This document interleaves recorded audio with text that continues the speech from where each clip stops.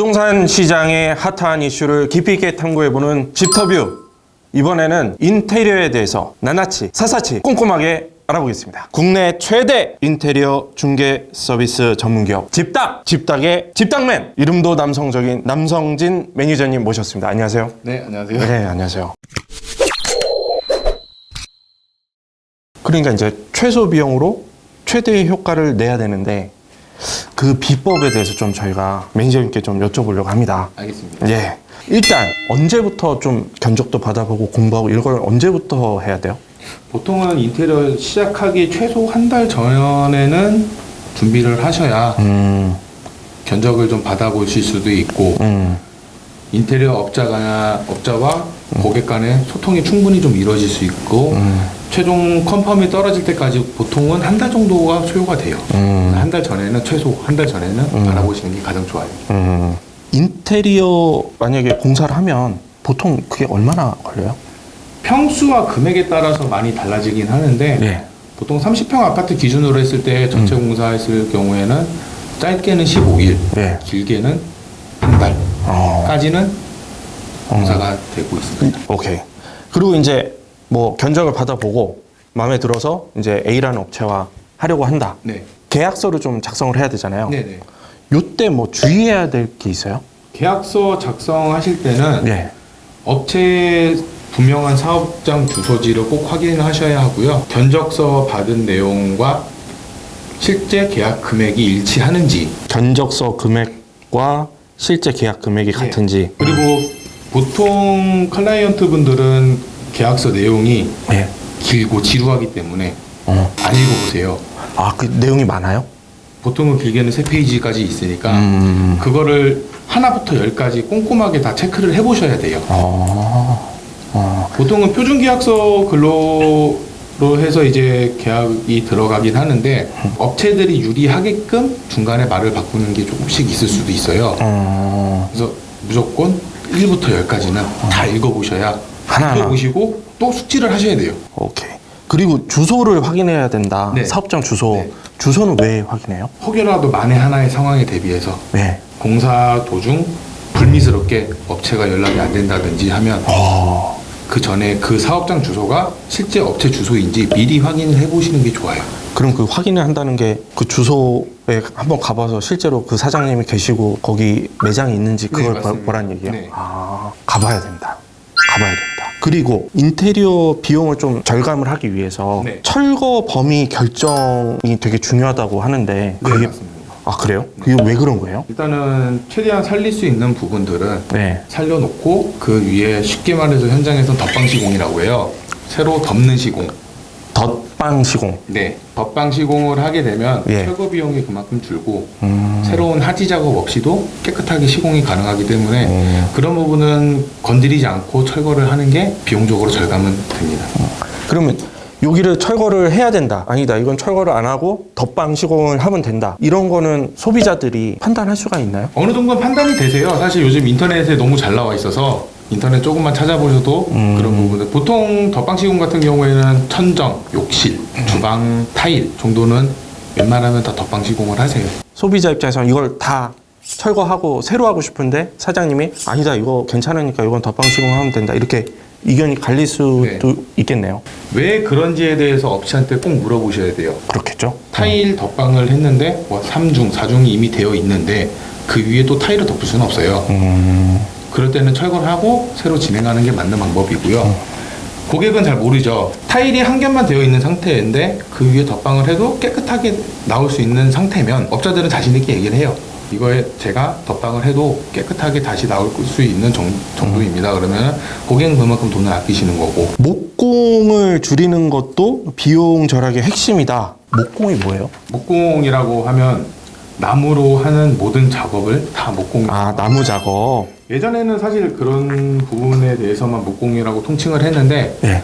요즘은 단열 작업, 방음, 흡음 모든 게 다 목공으로 이제 통칭이 되고 있어요. 목공 비용을 줄이는 방법이 있긴 있죠. 근데 사실 전문가 입장으로서 크게 추천드리고 싶지는 않은 부분이에요. 기존의 집, 아파트를 예를 들자면 목공이라고 하면 문, 몰딩류, 정도 목공이 들어가는데, 몰딩 같은 경우에는 전에 세대에서 사용했던 사람들이 지금 들어오는 새로운 사람들이 입주를 했을 때 그 몰딩 상태를 보면 사실 깨끗하진 않아요. 근데 몰딩 사실 가격 얼마 안 하거든요. 아, 그래요? 예. 근데 사실 그런 부분에 대해서는 아낀다고 많이 아껴지는 부분은 아닙니다. 사실. 할 거는 해야 된다. 예, 맞습니다. 근데 집당맨이시잖아요. 집당맨이 하는 역할이 어떤 게 있어요? 저희 집닭은 일단 인테리어 중개 플랫폼이고요. 그렇죠. 저희 검증된 업체를 아, 고객과 연결을 시켜드리고, 계약이 돼서 공사를 진행할 때 고객은 잘 모르시잖아요, 인테리어에 대해서.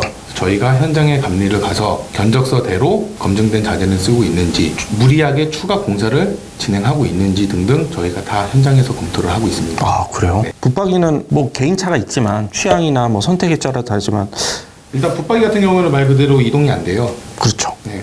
나중에 추후에 이사를 갔을 때도 그냥 그대로 두고 가야 하고, 그리고 붙박이의 장점은 마감이죠. 마감이 워낙 깨끗하게 나와서. 이사 갈 생각이면 안 해야겠네요. 그게 그죠? 이제 고객님의 선택의 몫인 거고요. 내가 사는 동안만큼은 정말 깨끗하게 살고 싶다고 하시면 붙박이를 하시는 경우도 많고요. 이게- 사실 가격적으로 봐도 붙박이나 일반 수납장 장롱이라고 하죠. 예, 예. 크게 차이는 없어요, 요즘. 아, 그래요?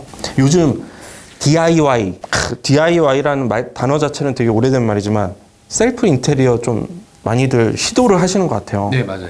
뭐 이렇게 인터넷이나 블로그나 이런 데 보면 셀프 시공기 뭐 이런 거 막 올라오잖아요. 섣불리 시도하면 돈도 쓰고 힘도 쓰고 효과는 기대만큼 못 보고 이럴 수도 있을 것 같아요. 셀프에 가는 범위는 어느 정도라고 좀 생각하세요? 일단 전문적인 목공, 뭐 타일이나 그런 부분들에 대해서는 셀프를 추천드리고 싶지는 않고요. 간단한 도장 정도는, 페인트 정도는 셀프로 진행하셔도 크게 문제는 없어요. 근데 이제 셀프가 대세기는 한데 별로 추천드리고 싶지는 않아요, 제 입장에서는. 1부터 10까지 공정이 있으면 그 중에 내가 2번, 3번 공정을 셀프로 한번 해보겠다. 그러면 업체에 분쟁이 생길 수도 있고, 분명 중복 투자가 생기는 경우가 상당히 많아요. 내가 셀프로 시공한 부분에 대해서 이것 때문에 다른 공정이 와서 이거를 망치는 경우가 있고. 아, 알겠습니다. 그러면 지금까지 사전 작업에 대해서 알아봤습니다. 자, 그러면 이제 사전 작업까지 얘기를 해봤고 시공 단계로 이제 넘어갈 거 아니에요. 네. 이제 합시다. 그래가지고 이제 시공을 할 텐데 인테리어 공사할 때 며칠씩 걸리잖아요. 네. 자주 방문해서 확인하라 이런 얘기들을 많이 해요. 네, 맞아요. 그 이유가 있어요? 일단은 일정표를 이제 계약을 했을 때 공사 일정표를 보통 받으시는데요. 공사 일정표대로 진행되고 있는지가 먼저 첫 번째로 확인해 봐야 될 상황이고요. 일정표라고 하면 1일차에 어디까지 하고 2일차에 어디까지 하고 그거를 다 줘요? 네. 보통 업체들은 다 이제 클라이언트께 이제 다 드리고 있고요.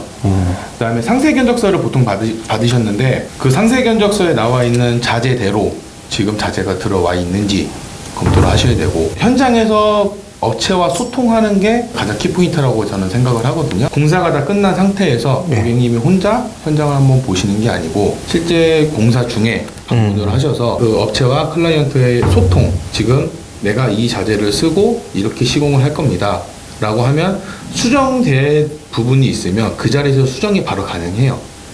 근데 이미 완료가 된 상태에서 수정은 사실 어렵거든요. 현장을 매일 시공 중에 1회 방문은 저희가 추천을 드리고 있어요.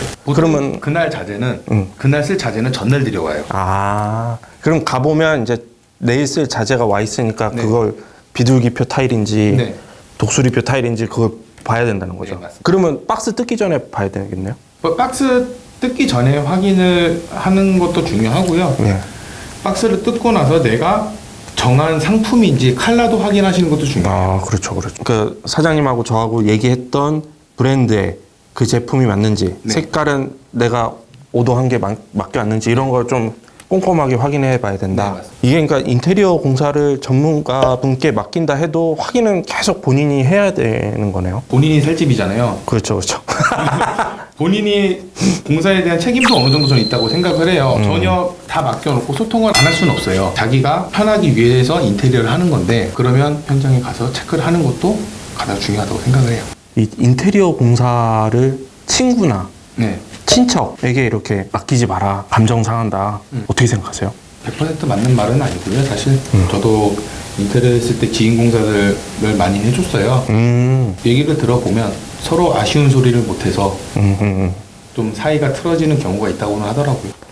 하자 없는 깔끔한 무결점 인테리어 가능한가요? 가능합니다. 그리고 현장 컨디션에 따라서 하자가 아닌데 하자처럼 보여지는 부분들이 많이 있어요. 노후주택 특히 벽이 이미 다 휘어 있는데 벽을 똑바로 잡을 수는 없거든요. 그렇죠. 그러니까 그런 부분에 대해서 인테리어 업체분들이 사전에 소통 없이 그냥 도배를 하거나 마감을 지었을 경우 고객님들은 잘 모르잖아요. 전문가가 아니기 때문에 다 해놓고 말씀을 드리는 것보다 하기 전에 미리 업체에서 얘기를 해서 이거는 건물 컨디션이 이렇기 때문에 이렇게밖에 나올 수 없습니다 라고 하면 고객님들 다 수긍을 하세요. 건물이 그런 거는 뭐 어떻게 나오면 탓할 수가 없으니까. 그렇죠, 그렇죠. 가장 중요한 건 이제 그 사장님과 공사 진행할 때 이렇게 계속 소통하고 스킨십을 갖는 게 중요하네요. 네, 맞습니다. 총 뭐 얼마 들었다 뭐 이럴 때 이제 금액이 있는데 이게 한 번에 다 주는 게 아니죠. 그렇죠. 보통 어떤 단계로 이렇게 대금을 지불해요? 크게 두 가지로 나눠지는데요. 예. 첫 번째 방법이 계약금, 착수금, 네. 중도금, 잔금 응. 네 번에 나눠서 지불하는 형식.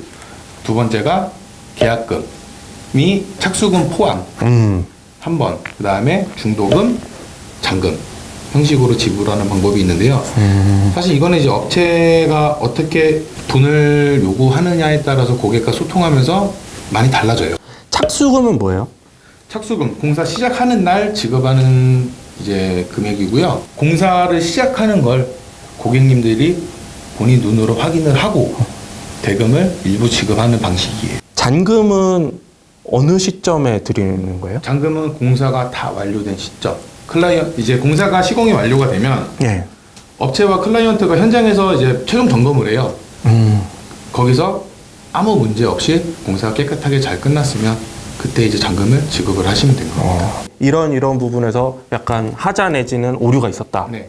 그러면 그때는 잔금을 안 주고 그거는 다시 좀 수정이 된 후에 잔금을 주는 거예요? 네, 맞습니다. 잔금이라고 하면 보통 100% 완료를 이제 말을 하고 있어요. 알겠습니다. 그러면 여기까지 시공 단계까지 좀 알아봤습니다.